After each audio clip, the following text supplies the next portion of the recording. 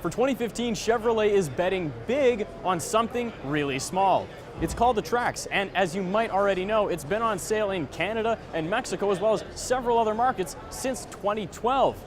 It's powered by a turbocharged 1.4-liter engine that sends power to the front wheels or optionally through an all-wheel drive system. It makes 138 horsepower and 148 pound-feet of torque powered through a 6-speed transmission. This car rides on the same platform as the Chevrolet Sonic and is almost mechanically identical to the Buick Encore.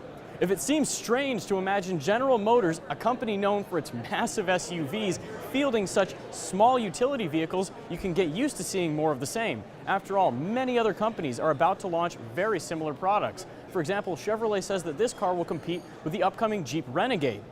Nissan's Juke also sits in the same segment, and Chevrolet says that this is actually one of the fastest growing segments in the US auto market.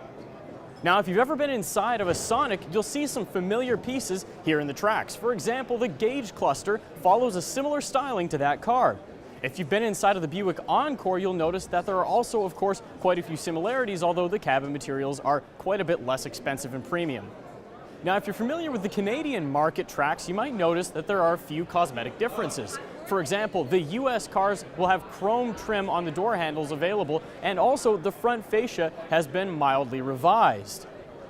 Standard equipment with the car includes 16-inch steel wheels, although the LTZ top trim package comes standard with 18-inch alloys.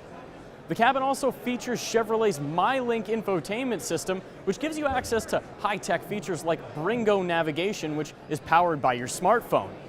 Chevrolet hasn't said anything about fuel economy numbers, but this car, remember, is mechanically the same as the Buick Encore, and that car is supposed to average 28 miles per gallon. I'd be willing to bet the farm that this thing's going to average exactly that. Similarly, Chevrolet hasn't said anything about price, but if you go north of the border, this car starts at right around $18,600. Of course, that's before delivery charges, and you can expect the pricing to change, probably in the southern direction. Speaking of when the car is supposed to show up, Chevrolet says that its dealers are planning on taking delivery sometime around this December.